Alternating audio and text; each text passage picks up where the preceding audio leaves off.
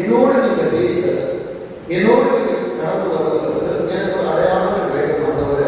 நீ என்னோடு இருக்கிறீரா? என்னோடு நீ பேசுவீரா? எனக்காக நீங்க காரியங்களை செய்வீங்களான்னு சொல்லி ஒரு வார்த்தைகளை கேட்போம் என்றால் இது நமக்கான வார்த்தை. சங்கீதம் 86 சங்கீதம் 86 17 வசனம் இப்படி சொல்கிறது. கர்த்தாவே, நீ எனக்கு துணை செய்து என்னை ஏற்றுகிறதை என் பகைவன் கண்டு வெட்கப்படும்படிக்கு எனக்கு அனுகூலமாக ஒரு அடையாளத்தை காண்பித்தவர்கள். என் அன்பு தெய்வப்பிள்ளைகளே, தாவீது ராஜா ஆண்டவரிடத்தில் கேட்கலாம் நேரத்தில், ஆண்டவரே, நான் உம்மை நம்பத்தக்கதாக எனக்காக நீ ஒரு அடையாளத்தை காண்பிக்க வேண்டும் என்று சொல்லி கேட்கிறார். ஏன் கேட்கிறதான என் அன்பு தேவ சபையே, இன்றைக்கு கர்த்தருடைய வார்த்தை நமக்கு நேராக வருகிறதான நேரத்தில் காற்று நமக்கு எதிராக இருக்கலாம், வாழ்க்கையின் சூழல்கள் நமக்கு எதிராக இருக்கலாம், பிரச்சனைகள் நமக்கு எதிராக இருக்கலாம், போராட்டங்கள் ஆண்டவரே நான் எண்ணுவதை காட்டிலும் எனக்கு வலிமையாக இருக்கிறது என்று சொல்லுவார் என்றால், தூரத்திலும் சமீபத்தில் வந்து என்ன கேட்கிறதான என் அன்பு தேவப்பிள்ளைகளே, ஆண்டவர் வார்த்தையை உங்களோடு ஒரு திட்டமும் தெளிவாய் பேசுகிறார். ஆண்டவரை பார்த்து சொல்லுகிறார், அப்பா, இந்த மாதம் முடிவதற்கு முன்பாக, அடுத்த மாதத்தில் நான் காலடி எடுத்து வைப்பதற்கு முன்பாய், ஒரு துவக்கத்தை நான் பெற்றுக் கொள்வதற்கு முன்பாய் எனக்கு அனுகூலமான ஒரு அடையாளத்தை காண்பித்தது ஆண்டவர். ஆண்டவரை நோக்கி நான் கேட்கிறதான நேரத்தில் ஆண்டவர் அனுகூலங்களை மாத்திரமல்ல அடையாளங்களோடு நமக்கு தருகிற தேவனாக இருக்கிறார். என் அன்பு தேவப்பிள்ளைகளே, நியாயாதிபதிகள் புத்தகத்திற்கு நேராக நாம் கவனத்தை திருப்புவோம். நியாயாதிபதிகள் 6 23 வசனம் இப்படியே சொல்கிறது. அதற்கு கர்த்தர், ஆண்டவரே, எனக்கு அனுகூலமாய் ஒரு அடையாளம் உண்டா? என் பாரங்கள் மாற, என் கவலைகள் தீர, என் காரியங்கள் ஜெயமாய் முடிய இந்த மாதம் ஆண்டவரே நான் எப்படி ஆண்டவரே நான் செய்து முடிப்பேன் என்று சொல்லி கேட்கிறதை அன்பு சகோதர சகோதரி, கர்த்தர் சொல்கிறார், உனக்கு சமாதானம் நீ பயப்படாதே. ஆண்டவர் மறுபடியும் சொல்கிறார், பயப்படாதே. அன்பு தெய்வப்பிள்ளைகளே, சமாதானத்தை கொடுக்க வருகிறார். எனக்கு அனுகூலமாய் ஒரு காரியத்தை நான் கேட்டேன். அந்த அனுகூலம் எனக்கு என்னவென்றால், என் ஆண்டவர் என் வாழ்க்கையில, என் தொழில்களில, என் பிரயாசங்களில, என் தேசத்தில, என் திருச்சபையில, என் வாழ்க்கையில கர்த்தர் ஒரு சமாதானத்தை கொடுக்கிறார். எந்த சமாதானம் இல்லாதபடியே நான் பயந்து கொண்டிருக்கிறேனோ அந்த இடத்துல என் ஆண்டவர் எனக்காய் வந்து என்னோட பேசுகிற காரியம் உனக்கு சமாதானம் என்று ஆண்டவர் சொல்லுகிறார். எனக்கு சமாதானம் வருகிறதா நேரத்துல என் அன்பு தேவப்பிள்ளைகளே, நியாயாதிபதிகள் 6 24 வசனம் சொல்லுகிறது. அங்கே ஆண்டவர் எனக்கு எங்கே சமாதானம் என்று சொல்லுகிறாரோ அங்கே நாம் ஆண்டவருக்கு நன்றி பலிபீடத்தை கட்டுகிறவனாய் இருக்க வேண்டும். ஆண்டவரை ஸ்தோத்திரிக்கிறவனாய் இருக்க வேண்டும். ஆண்டவரை பாடுகிறவனாய் இருக்க வேண்டும். ஆண்டவரை துதிக்கிறவனாய் இருக்க வேண்டும். இங்கே நம் நிதியுடைய வாழ்க்கையை பார்க்கிறதான நேரத்தில் ஆண்டவர் வாழ்க்கையிலே உனக்கு சமாதானம் என்று சொன்னார். சமாதானம் என்று சொன்ன ஆண்டவர் நீ சாவதில்லை என்று 23 வசனத்திலே ஒரு வாக்குத்தத்தம் செய்கிறார். நீ சாவதில்லை என்று சொல்லுவோம் என்றால், ஆண்டவரே, நான் எதையெல்லாம் பார்த்து பயப்படுகிறேனோ, என்னென்ன ஆசீர்வாதங்களை என்னில் மறைத்து போயிருக்கிறதோ, என் கையின் பிரயாசங்கள், நான் எதிர்பார்த்த காரியங்கள் என்னிலிருந்து அவை மறைத்து போய் இருக்கும் என்றால், ஆண்டவர் சொல்கிறார், பயப்படாதே, உனக்கு சமாதானத்தை மாத்திரம் நான் கொடுக்க வரவில்லை. நீ இழந்ததான உன் சரீர சுகமாக இருக்கட்டும், உன் வாழ்க்கை காரியங்களாக இருக்கட்டும், எல்லாவற்றையும் கருத்தில் நான் கொடுக்கும்படி வருகிறேன் என்று சொல்கிற ஆவியானவர் என் மனதில் நான் ஒரு நன்றி பலிபீடத்தை கட்டணும். இதையும் செய்து நான் காரியத்தை பாருங்க.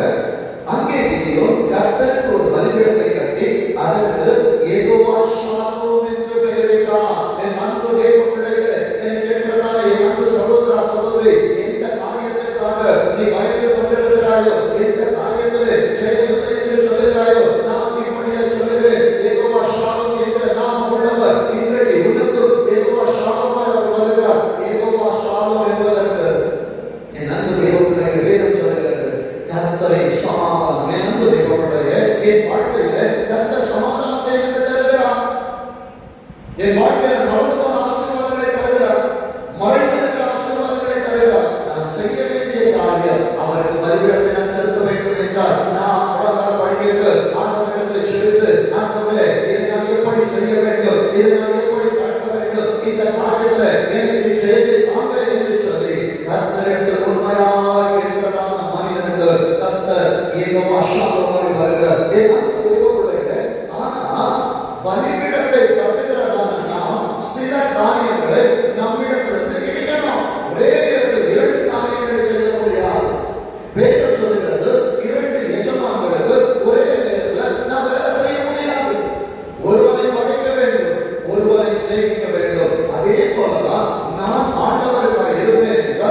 உலகம் எனக்கு சமமாய் இருக்காது.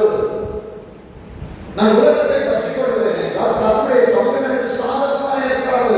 என் அன்பு தேவ பிள்ளைகளே, அதே அதிகாரத்துல 25ஆம் வசனம் சொல்லுகிறது, நீ உன் தகப்பனுக்கு இருக்கிற காளைகளில் 7 வயதான 2ஆம் காளையை கொண்டு போய் உன் தகப்பனுக்கு இருக்கிற பாகாலின் பலிபீடத்தை தகர்த்து. ஆண்டவருக்கு பலிபீடத்தை கட்டுகிறதான தேவ மனுஷன் உலகத்தில் இருக்கிற மேன்மைகளை இடித்து போடுவான். உலகத்தின் மேன்மைகளை அர்ப்பணிக்காதவர் கர்த்தருக்காய் பெரிய காரியங்களை செய்ய மாட்டான். என் அன்பு தேவ பிள்ளைகளே, நான் கர்த்தருக்காய் பெரிய காரியங்களை செய்ய வேண்டும் என்றால் இதுவரை உலகத்துல எனக்கு மேன்மையா இருப்பது, நான் பெரிதாய் பார்ப்பது, ஆண்டவருக்கு பிரியமில்லாத காரியங்கள் என்னிடத்தில் இருக்கும் என்றால் அதை என் ஸ்தோத்திர பலிகளினால் நாம் இடிக்கணும். இங்கே ஆண்டவர் சொல்லுகிறார், உன் தகப்பனுக்கு இருக்கிறதான 2ஆம் காளையை கொண்டு போயிருக்கு. இங்கே நமக்கு ஆண்டவர் கொடுத்திருக்கிறதான பலி உதடுகளின் கருணாகி ஸ்தோத்திர பலி. இந்த ஸ்தோத்திர பலியினாலே என் மனதிற்குள்ளாக அநேக பலிபீடங்களை ஆண்டவருக்கு பிரியமில்லாமல் கட்டி வச்சிருக்கிறேன். இந்த காரியங்களை எல்லாம் நாம் இடித்தால்தான் சமாதானம் என்று சொன்னவர், சாவதல்ல என்று சொன்னவர், அவர் என்னோடு நடந்து வருவார், அவர் என்னோடு கடந்து வருவார், என் காரியங்களை அவர் ஜெயமாய் மாற்றுவார். அங்கே வேதம் சொல்லுகிறது, பாகாலின் பலிபீடத்தை இடித்து அதில் அருகே இருக்கிற தோப்பை வெட்டி போடு என்று சொன்னார். என் அன்பு தெய்வ பிள்ளைகளே, இன்றைக்கு என் குடும்பத்தில் இருக்கிறதான அநேக தடைகள் மாற வேண்டும் என்றால் கர்த்தருக்காய் கிதியோனாய் இருக்கிறதான தேவச்சனம், கர்த்தர் என்னோடு பேசுகிறதான பலிபீடங்களோடு கர்த்தருக்கு கொடுக்க வேண்டிய நேரத்தை நான் மற்றவர்களுக்கு கொடுப்பேன் என்றால் அது உலகத்தின் பலிபீடம். தேவனுடைய சமூகத்திற்கு வர வேண்டிய நான் எனக்கு பிரியமான இடங்களில் உட்காருவேன் என்றால் அது உலகத்தின் பலிபீடம். தெய்வத்திற்கால் பலிபீடத்தை கட்டுகிறதான தேவ மனுஷன் தேவ சமூகத்திற்கு வந்து, ஆண்டவரே எனக்கு நீங்க சமாதானத்தை வந்தீங்க, யெகோவா ஷாலோம் என்று சொல்லி நான் பலிபீடத்தை கட்டுவேன் என்று சொல்லி தேவ சமூகத்திற்கு உட்கார்ந்து கர்த்தருடைய வார்த்தைகளை நிதானித்துக் கொண்டிருப்பான். என் அன்பு தேவ பிள்ளையே, வேதம் சொல்லுகிறது 26ஆம் வசனம், இந்த கற்பாறை உச்சியிலே பாங்கான ஒரு இடத்தில் உன் தேவனுக்காய் ஒரு கர்த்தருக்கு ஒரு பலிபீடத்தை கட்டி. முதலாவது கர்த்தர் அவனோடு பேசுகிற நேரத்தில் கிதியோன் ஒரு பலிபீடத்தை கட்டினான். ஆண்டவர் அவனிடத்தில் சில காரியங்களை செய்ய வேண்டும் என்று சொன்னார். என் அன்பு தேவ பிள்ளையே, இன்றைக்கு திருச்சபையில் உட்கார்ந்து வார்த்தைகளை கேட்கிறதான நேரத்தில் உன்னிலே என்னென்ன காரியங்கள் மாற்றப்பட வேண்டும், என்னென்ன காரியங்கள் அகற்றப்பட வேண்டும் என்று ஆண்டவர் சொல்லுகிறாரோ அதை அப்படியே செய்வார் என்றால் உன் தலைமுறையிலே உன்னை கொண்டு உன் தலைமுறைகளை கொண்டு ஆண்டவர் பலிபீடத்தை கட்ட சொல்லுவாங்க. ஆண்டவர் சொல்லுகிற காரியத்தை பாருங்க, அந்த 2ஆம் காளையை கொண்டு வந்து அதை நீ வெட்டி போட்டு தேவனுடைய கட்டை விறகுகளின் மேல் சர்வாங்க தகனமாய் பலியிட கடவாய். என் அன்பு தேவ பிள்ளைகளே, கர்த்தர் என்னோடு ஒரு வார்த்தைகளை சொல்லுவார் என்றால் எதை நான் பலி கொடுக்க வேண்டுமோ அதை நான் பலி கொடுத்தாக வேண்டும். எதை ஆண்டவருக்காக நான் இடிக்க வேண்டுமோ அதை நான் ஆண்டவருக்காக இடித்தாக வேண்டும். ஆண்டவரே இதை செய்வேன் என்றால் அநேக இழப்புகளை நான் பார்ப்பேன். ஆண்டவரே இதை நான் செய்வேன் என்றால் அநேக உறவுகளை விட்டு கடந்து போய்விடும். ஆண்டவரே என் அன்பு தேவ பிள்ளையே, இதை நீ செய்யாமல் இருப்பாய் என்றால் தெய்வத்தின் உறவு உன்னை விட்டு கடந்து போய்விடுமே. தெய்வத்தை காணாமல் இருப்பாய் என்றால், தெய்வத்தை துதிக்காமல் இருப்பாய் என்றால் தெய்வம் உன்னை விட்டு கடந்து போய்விடுவாரே. அவர் என்னை விட்டு அப்புறம் போவார் என்றால் என் வாழ்க்கையிலே அப்பா நான் ஆசீர்வாதங்களை இழந்து போவேன் அல்லவா. அந்த ஆசீர்வாதங்கள் என்னிலிருந்து எடுபட்டு போகக்கூடாது என்றால் தெய்வத்தின் சமூகத்தில் ஆண்டவருடைய பாதப்படியிலே தேவனுடைய பிரசன்னத்தை கொள்ளார் என்னை நான் மறைந்து அவருக்கு நான் என்னை முழுவதுமாய் அர்ப்பணிக்க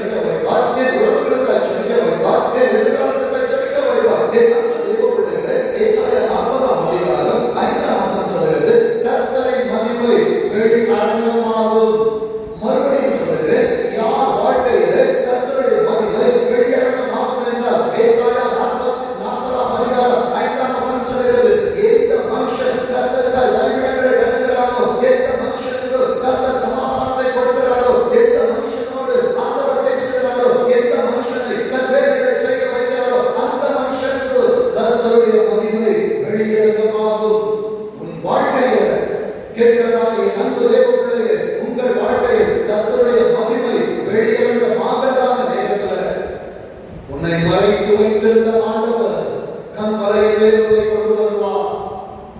அநேகருடைய கண்களுக்கு முன்பாய் உன்னை கொண்டு வந்து அவர்கள் கண்களுக்கு முன்பாய் உன்னை மேன்மைப்படுத்துவார். இந்த 7ஆம் மாதம் இன்னும் முடியல. ஆண்டவர் எனக்கான கீதம் இன்னும் 3 நாட்களை வைத்திருக்கிறார். இந்த 3 நாட்களுக்குள்ள கர்த்தர் எனக்கான தேவைகளை சந்திப்பார் என்று விசுவாசத்தோடு வார்த்தைகளை நீ கேட்டுக் கொண்டிருப்பாய் என்றார். மறுபடியும் நான் சொல்லுகிறேன், ஆண்டவரே எனக்கு அனுகூலமான ஒரு அடையாளத்தை காண்பித்தார்கள் என்று சொல்லி கீதம் மாத்திரமல்ல, மறுபடியும் இருக்கிற ஊழியக்காரன் என்னை கேட்கிற என் அன்பு திருச்சபை கேட்டுக் கொண்டிருக்கும் என்றால் அந்த அடையாளம் என்ன தெரியுமா? கர்த்தருடைய மகிமை வெளியரங்கமாகும், மாம்சமான யாவும் அதை ஏகமாய் காணும்.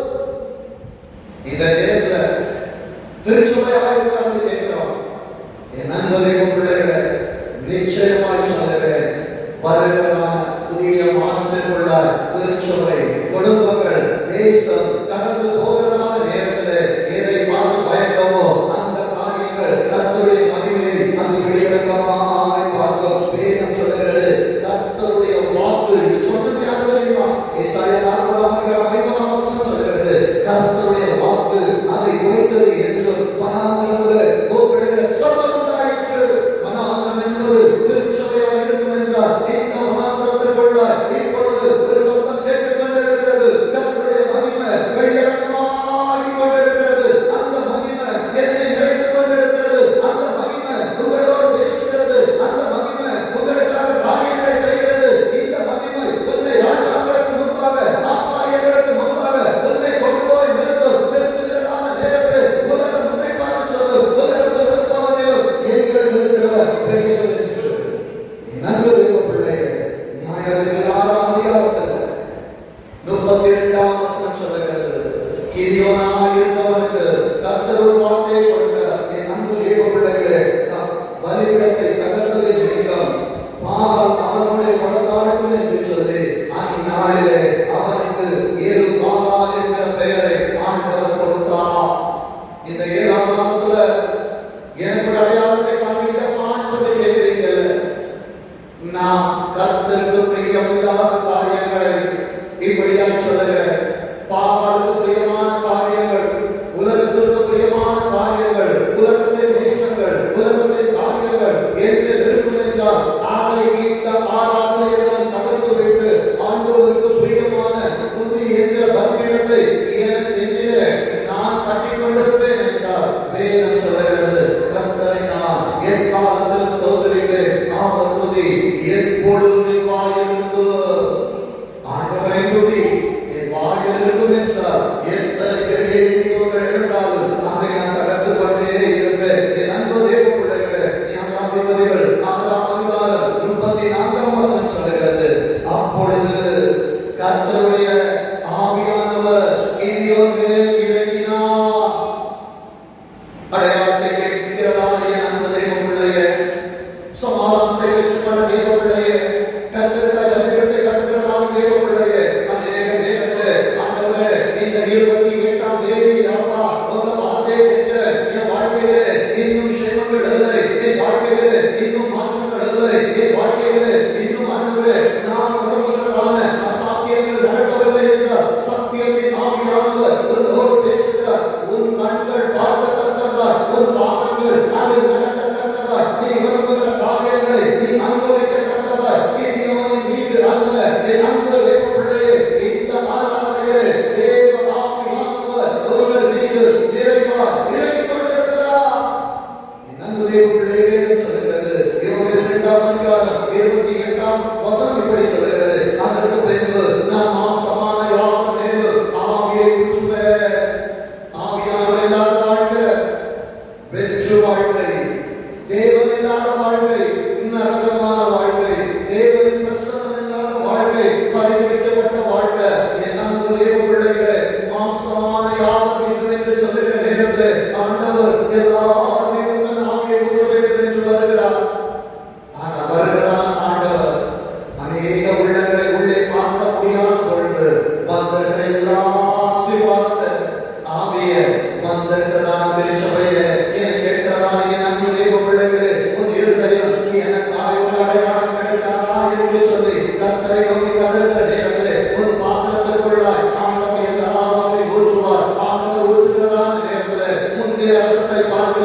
முந்தைய வாழ்க்கையை காட்டிலும் முந்தைய ஆசீர்வாதங்களை காட்டிலும் என் ஆண்டவர் உனக்காய் வைத்திருக்கிற ஆசீர்வாதம் சுவையுள்ளதா இருக்கும், மனமுள்ளதா இருக்கும், அநேக ஆசீர்வாதங்களா இருக்கும். உன்னை கொண்டு அநேக ஆயிரங்களை என் ஆண்டவர் போஷிக்கிறதா இருக்கிறார். வேதம் சொல்லுகிறது பாருங்க, மாம்சமான யாவும் மீண்டும் என் ஆவியை ஊற்றுவேன், அப்பொழுது உங்கள் குமாரர்களும் தீர்க்க தரிசனம் சொல்லுவார்கள், உங்கள் கோப்பர்கள் சொப்பனங்களை காண்பார்கள், வாலிபர்கள் தரிசனங்களை காண்பார்கள். 8ஆம் மாதத்தின் தீர்க்க தரிசனமாய் நான் சொல்லுகிறேன். கர்த்தருடைய ஆவியானவர் கிதியோனின் மீது வந்து இறங்கினார். நான் இப்படியாக சொல்லுகிறேன், இந்த கடைசி ஆராதனையில் எனக்கு ஒரு அடையாளம் வேணும்னு சொன்னீங்கல்ல, அந்த அடையாளம் ஆண்டவர் என் மேல் வந்து தங்கி இருக்கிறார். சாமுவேல் தாவீதை அபிஷேகித்தார். வேதம் சொல்லுகிறது, கர்த்தருடைய ஆவியானவர் தாவீதின் மீது தங்கி இருந்தார்.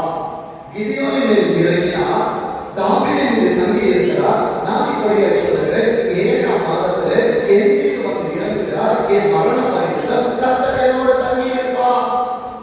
என் நண்பர்களுடைய சவுலின் மீது ஆண்டவர் இறங்கினார். ராஜ்யபாரம் தனக்கு கிடைத்த உடனே தெய்வத்தை மறந்தார். தாவீதின் மீது இறங்கினார். ஆடுகளின் மேல் நடந்தவர் அரியணை வந்தவுடன் தெய்வத்தை மறக்கவில்லை, இன்னும் ஆண்டவரோடு நடந்தார். கர்த்தர் அவனை மேன்மைப்படுத்தினார்.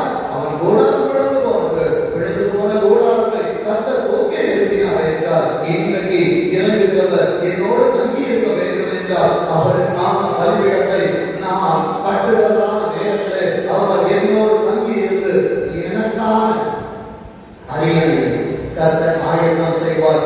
8ஆம் மாதம் கர்த்தர் எனக்காக வைத்திருக்கிற அரியணையாக இருக்கும் என்றால் கர்த்தர் என்னை அதில் உட்கார வைத்து அதன் மூலமாக இருக்கிறதான என் வாழ்க்கையை, அதன் மூலமாக இருக்கிறதான என் குடும்பத்தை, அதன் மூலமாக இருக்கிறதான என் கையின் பிரயாசங்களை, அதன் மூலமாக இருக்கிறதான என் சரீர சுகத்தை கர்த்தர் இந்த க்ஷண பொழுதிலே அவர் அழகு படுத்தி என்னை பலமானாய் கர்த்தர் மாற்றி அநேக ஆயிரங்களுக்கு என்னை ஆசீர்வதிக்கப்பட்டவனாய் இந்த நேரத்திலே கர்த்தர் மாற்றிக் கொண்டிருக்கிறார். என் அன்பு தேவ பிள்ளைகளே, நியாயாதிபதிகள் 6ஆம் அதிகாரம் 36ஆம் வசனத்தில் 2ஆம் பகுதி சொல்கிறது, தேவரே சொன்னபடி என் கையினாலே இஸ்ரவேலை ரட்சிக்க வேண்டுமானால். இன்னைக்கு நம்ம கேள்வி அப்படிதான். ஏன்னா நம்பின மனிதர்கள் கைவிட்டார்கள், எதிர்பார்த்திருந்த காரியங்கள் கைகூடவில்லை. இசப்பா, எந்த காரியத்தை எனக்கு யார் சொன்னாலும் எனக்கு நம்ப முடியல, இன்றைக்கு என்னோடு பேசுவது நீராக இருப்பேன் என்றார். கிதியோன் ஆண்டவரிடத்தில் 2 அடையாளங்களை கேட்கிறார். 37ஆம் வசனத்திலே முதல் அடையாளம் கேட்கிறார், இதோ நான் மகிழுள்ள ஒரு தோலை களத்திலே போடுகிறேன்.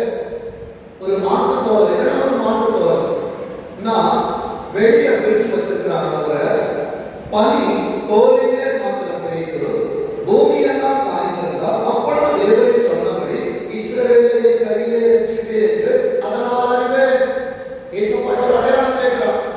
இன்னைக்கு நீங்க ஏசப்பாட்ட பேசுறீங்கன்னா உங்க மனசுல ஏசப்பா என் குடும்பத்திலிருந்து காரியம் இருக்கணும், ஆண்டவர்கிட்ட கேளுங்க, தப்பு கிடையாது. ஆனா அதை காட்டிலும் நான் ஆண்டவரை சோதித்து அறிவதை காட்டிலும் ஆண்டவரை நீ சாதனை நாயகன் என்பதை எனக்கு தெரியும், அதனால் நான் சோதிக்க மாட்டேன் என்று சொல்லுகிறதா வாக்கியம் உள்ளதா இருக்கு. ஆண்டவர் என்ன பண்ணாங்கன்னா 38ஆம் வசனம் சொல்லு, அப்படியே ஆயிற்று.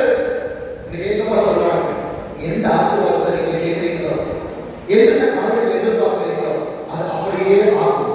வெளிச்சம் உண்டாக நடக்கும், அப்படியே ஆயிற்று.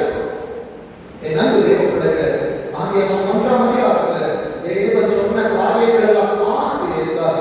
இந்த நேரத்தில் உன் வாழ்க்கையில் எதையெல்லாம் கேட்கிறாயோ அதையெல்லாம் கர்த்தர் அப்படியே ஆயிற்று என்று சொல்லுகிறார். அடையாளத்தை கேட்க வந்தார், ஆண்டவர் உங்களுக்கு வார்த்தையை தருகிறார், அப்படியே ஆயிற்று. என் அன்பு தேவ பிள்ளைகளே, 39ஆம் வசனம், அப்பொழுது தேவனை நோக்கி நான் இன்னும் ஒரு விசை மாத்திரம் பேசுகிறேன். ஆண்டவர் எவ்வளவு ரெக்வெஸ்ட் பண்றாங்க பாருங்க, உமது கோபம் என் மேல் கூடாதிருப்பதாக. ஆனா நம்ம சர்வசாதாரணமாவே ஆண்டவரிடம் பேசுறோம். கிருபையின் காலத்தில் இருக்கிறபடியா, மனசாட்சியின் காலத்தில் வாழ்ந்தான தேவ சனத்திலே தேவன் பேசின நேரத்தில் தங்கள் முகங்களை மூடினார்கள், முகம் குப்புற விழுந்தார்கள், தீர்க்கதரிசிகளின் காதுகளை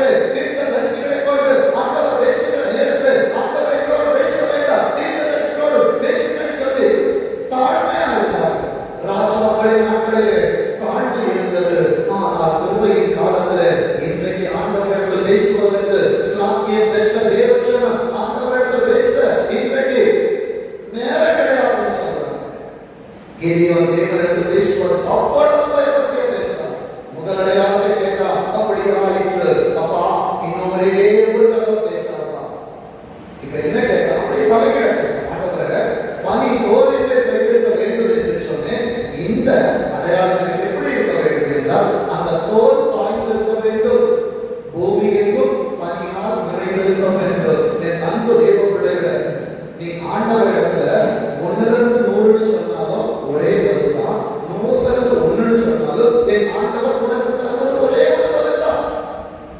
நீ அவனை நம்புகிறது வரைக்கும் கர்த்தர் உன்னை கொண்டு காரியங்களை செய்ய மாட்டார். கர்த்தரை நம்ப பண்ணுகிறதான காரியங்களை வாழ்வை காண்பித்த பிற்பாடுதான் கர்த்தர் அதிசயங்களை செய்வார். என் அன்பு தேவ பிள்ளைகளே, 40ஆம் வசனம் சொல்லுகிறது, அப்படியே தேவன் அந்த ராத்திரி செய்தார். கிதியோன் எதை கேட்டார் அப்படியே செஞ்சார். அதனாலதான் அடிக்கடி செய்தியை சொல்லுகிறேன். உங்கள் ஜெப நேரங்களில் திருச்சபையிலே வார்த்தைகளை கேட்கும் போது இசப்பாட்டை கேட்கறது கவனமா கேளுங்க. கேட்கறது இசப்பா அப்படியே கொடுத்துருவாங்க. என் அன்பு தெய்வ பிள்ளைங்க, என் அன்பு தெய்வ பிள்ளைங்க, வேதம் சொல்லுகிறது ஆண்டவரை சோதனை செய்தவன் சாதனைகளை செய்கிறான். நான் இப்படியா சொல்லுகிறேன், கிதியோன் சோதனை செய்கிறான். நம்மை சோதிக்க சத்ருவின் மூலமாய் அநேக காரியங்கள் வந்தாலும் நான் சொல்லுகிறேன் கர்த்தர் என்னை சாதிக்க வைப்பார். விசுவாசிக்க முடியுதா? என் வாழ்க்கையில எத்தனை பிரச்சனை இருந்தாலும் இவைகளை கடப்பதற்கு கர்த்தர் நிச்சயமாய் எனக்கு பலனை தருவார். நான் பலனை கேட்க வரவில்லை, பலனாய் இருக்கிறவரை என்னோட அழைத்து போக வந்திருக்கிறேன். என் அன்பு தேவ பிள்ளைகளே, நியாயாதிபதிகள் 7ஆம் அதிகாரம் 2ஆம் வசனம் சொல்லுகிறது பாருங்க, என் கை என்னை ரட்சித்தது என்று இஸ்ரவேலுக்கு விரோதமாக பேசுவதற்கு இடமாகும். அநேக நேரத்தில் நம்ம சொல்றோம்ல, என் சம்பளத்தை காப்பாற்றுறது, எங்க அப்பா அம்மா என்னை காப்பாற்றுறாங்க, என் கணவன் மனைவி என்னை காப்பாற்றுகிறார்கள். என் அன்பு தேவ பிள்ளைகளே, கர்த்தர் எனக்கு பலனை கொடுக்காவிட்டார். வேதம் சொல்லுகிறது, கர்த்தர் நகரத்தை காவாவிட்டால் காக்கிறவர்களின் பிரயாசம் விருதா. கர்த்தர் வீட்டை கட்டாவிட்டால் கட்டுகிறவர்களின் பிரயாசம் விருதா. இன்றைக்கு எனக்கு சம்பாதிக்க பலனை கொடுத்தவர் என் ஆண்டவர். எந்த நேரத்தில் சொல்லக்கூடாது என் கை பலனை சம்பாதித்தது என்று சொல்லி, கர்த்தரை துணை கொண்டு அவரின் பலத்தினாலே எனக்கு அவர் கருவை செய்தார். என் அன்பு தெய்வ பிள்ளைகளே, 9ஆம் வசனம் சொல்லுகிறது, எப்பா நீ என்ன சோதிச்சுட்ட, உன் வாழ்க்கையில என்ன அற்புதம் நடக்குதோ இப்ப நான் உனக்கு சொல்றேன். ஆண்டவரே, நீர் என்னை நம்ப பண்ணின வசனங்கள், என்னை நம்ப பண்ணும்படியா ஆண்டவர் என்ன சொல்றாரு தெரியுமா? எந்த பிரச்சனை பார்த்து பயப்படுறியோ அந்த பிரச்சனை கிட்ட நீ பேசுவோம். என் அன்பு தெய்வ பிள்ளைகளே, இவன் மீதியானியரை முறியடிக்க வேண்டும். மீதியானியரை முறியடித்தால் தான் இஸ்ரவேலுக்கு ரட்சிப்பு வரும். இயேசுவா, என் குடும்பத்துல நீங்க என்ன தெரிஞ்செடுத்து வச்சிருக்கீங்க, என் குடும்பத்துல என்ன ஜெபிக்க வச்சிருக்கீங்கன்னா ஒரு பிரச்சனை வரும்போது குடும்பத்துல இருக்கிற எல்லாரும் சோர்ந்து போவாங்க. ஜெபிக்கிறதான என் அன்பு தேவ பிள்ளையே, நீ சோர்ந்து போகாது.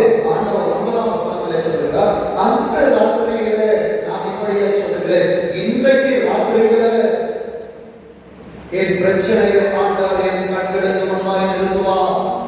நான் பிரச்சனையை பார்த்து பயப்படுறேன், ஆனா பிரச்சனை என்ன குறிச்சு என்ன சொல்றது தெரியுமா? வேதம் சொல்லுகிறது, கர்த்தர் அவனை நோக்கி நீ எழுந்து அந்த சேனையிடத்தில் போ.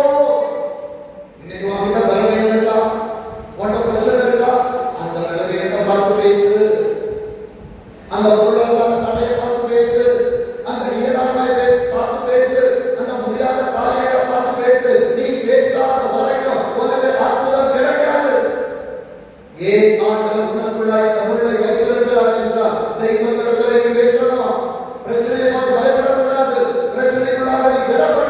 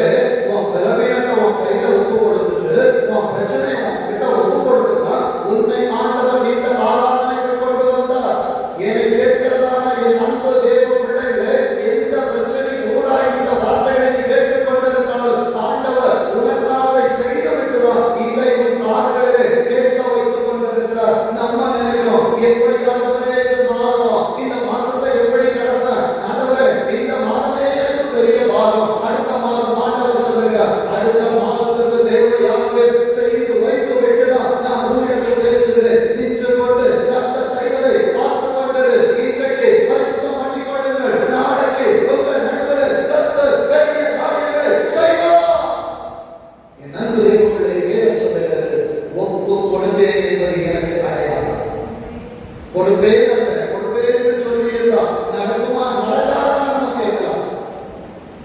யுத்தத்திற்கு போவதற்கு முன்பா ஜெயனுடைய ப்ளூ பிரிண்ட் எட்ட கொடுத்துட்டாங்க. அடுத்த மாசத்துல நான் கால் வைக்கிறதுக்கு முன்னால 8வது மாசம் மாத்திரம் நிரம்பும் என்று சொல்லுகிறதான தீர்க்க தரிசனத்தை கர்த்தர் சபை நடுவாய் உனக்கு அவர் தந்து கொண்டிருக்கிறார். 7ஆம் மாதம் அல்ல, கர்த்தர் உனக்காய் வைத்திருக்கிற 8ஆம் மாதத்திலே ஒரு மகன்களை ஒரு காரியங்களை கர்த்தர் ஒரு கையிலே ஒப்பு கொடுத்தார். இதுதான் கர்த்தர் உனக்கு கொடுத்த சமாதானம், இதுதான் கர்த்தர் உனக்கு கொடுத்ததான தரிசனம் என்று சொல்லுவதை காண்கிறோம். அடையாளம் 10ஆம் வசனம் சொல்லுகிறது, போக பயப்பட்டாயானா. இசப்பாட சொல்லுங்க, நீங்க சொல்லிட்டீங்கன்னா பேதுரு போல கண்ண மூடி கடல்ல நடந்துருவாங்க. காற்று பலமா இருக்குது, கடல் கொந்தளிக்குது. எல்லாரும் ஆண்டவரே பயப்படுகிற நேரத்துல அவர்களுக்கு தைரியத்தை கொடுக்க கடலின் மேல் கர்த்தர் நடந்து வருவதை நீ விசுவாசிக்கிறாய் என்றால் ஒரு பலவீனத்துக்கு மேல வலிகளுக்கு மேல பிரச்சனைகளுக்கு மேல முன்னை நடப்பதற்கு முன்பாய் கர்த்தர் தாமே அங்கே நடந்து வருவார். கொந்தளித்து கடல் பேருவாண்டவரை பார்த்து கேட்கிறார், ஆண்டவரே நானும் வரட்டுமா? பானசாரு அவன் அலைகளின் மேல் நடந்தான். ஆனா தெய்வத்தை பார்த்து நடந்தவன் பிரச்சனையை கீழே பார்க்கணும் உள்ள வச்சான். என் அன்புடைய மறுபடியும் சொல்றேன், ஆண்டவர் இடத்துல ஆண்டவரை எனக்கு ஒரு ஆசை வரும் பருவதற்கு நேரா என் கண்களை நான் ஏறெடுத்தேன் என்று சொன்னா ஏசப்பா மாத்திரம் பார்க்கணும், உலகத்தை பார்க்க கூடாது. ஆனா வேறொரு வாழ்க்கையே அவன் உள்ளே அமிழ்ந்து போவதற்கு முன்பாய் கர்த்தருடைய கரம் அவனை தூக்கினது. என் அன்பு தேவர்களே, எந்த பிரச்சனைகளுக்குள்ளாக ஆண்டவரே நான் அமிழ்ந்து கொண்டிருக்கிறேன் என்று சொல்லுகிறாயோ, சங்கீதம் 18ஆம் அதிகாரத்தில் சொல்லப்பட்டது போல உயரத்தில் இருந்த அவர் கையை நீட்டி ஜலப்பிரவாகத்தில் இருந்த என்னை அவர் தூக்கிவிட்டார். இன்றைக்கு கர்த்தருடைய கரம் உனக்கு பராக்கிரமம் செய்யும். உன் வியாதிகளிலே, உன் பிரச்சனைகளிலே, உன் பலவீனங்களிலே ஆண்டவரே அப்பா நான் என்ன செய்வேன் என்று சொல்லி கதறி சொல்லுகிறதான உன் காரியங்களுக்குள்ள கர்த்தருடைய கரம் உனக்கு பராக்கிரமம் செய்யும். பயப்படாதீங்க.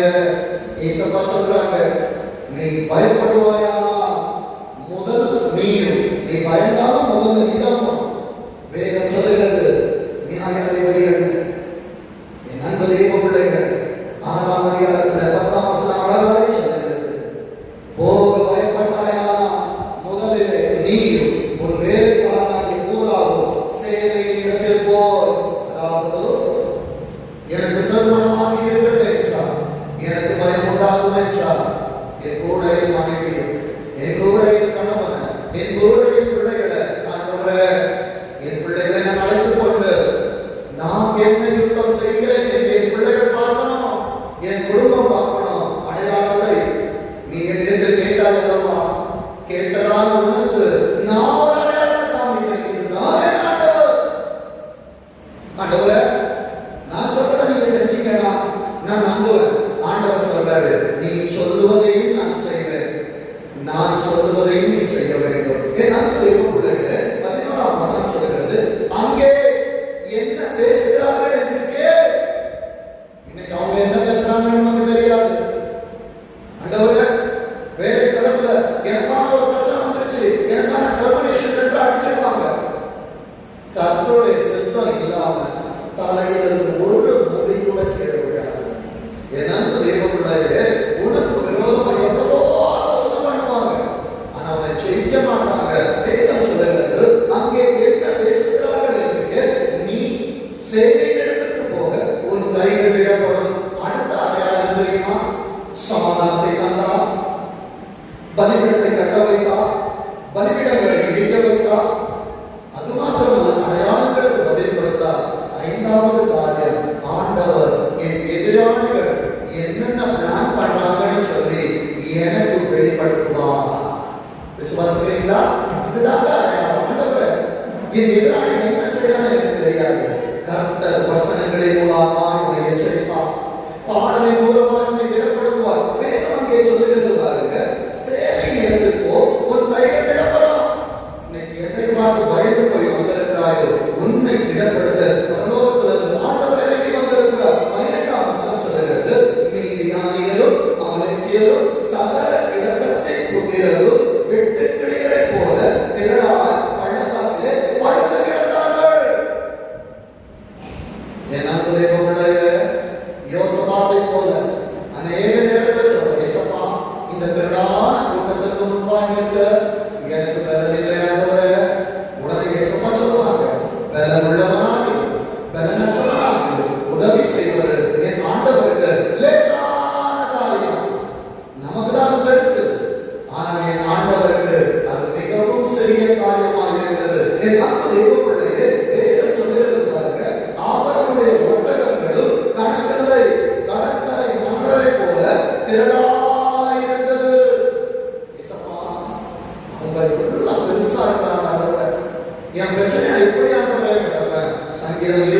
எட்டு சொல்வது கிடையாது. சில ரதங்களை குறிக்கும், சில குதிரைகளை குறிக்கும் மேன்மை பாராட்டாங்க.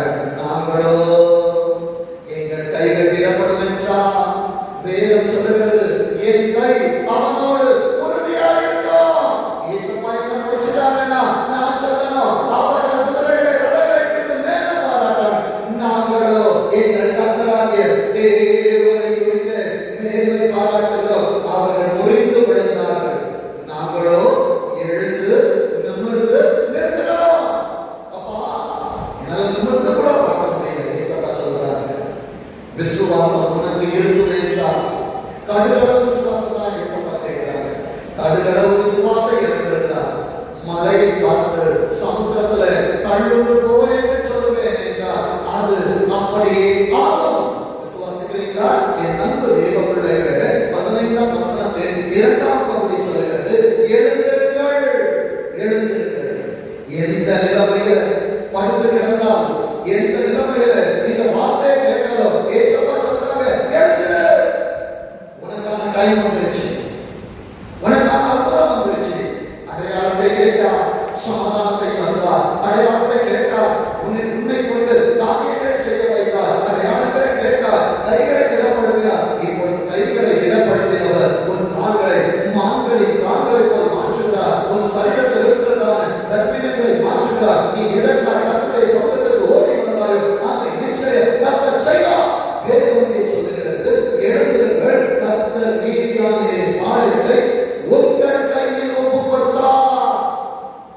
என் அன்பு தேவ பிள்ளைகளே, நான் இப்படியாய் சொல்கிறேன், என்னை கேட்கிறதான தீபத்தின் சத்தத்தை கேட்டுக் கொண்டிருக்கிறதான என் அன்பு தேவ பிள்ளைகளே, உன் பலவீனத்தை உன் கரத்தை ஒப்புக் கொடுத்தார், உன் கடன் பிரச்சனையை உன் கரத்தை ஒப்புக் கொடுத்தார், உனக்கு விரோதமாக எழுகிற காரியங்கள் கர்த்தரின் கரத்திலே ஒப்புக் கொடுத்தார். என் அன்பு தேவ பிள்ளைகளே, 20ஆம் வசனத்தை சொல்றாங்க, ஏசப்பாக்காக யார் எழுந்து நிற்கிறாங்களோ கர்த்தர் அவர்கள் பெயரை எழுதுவா.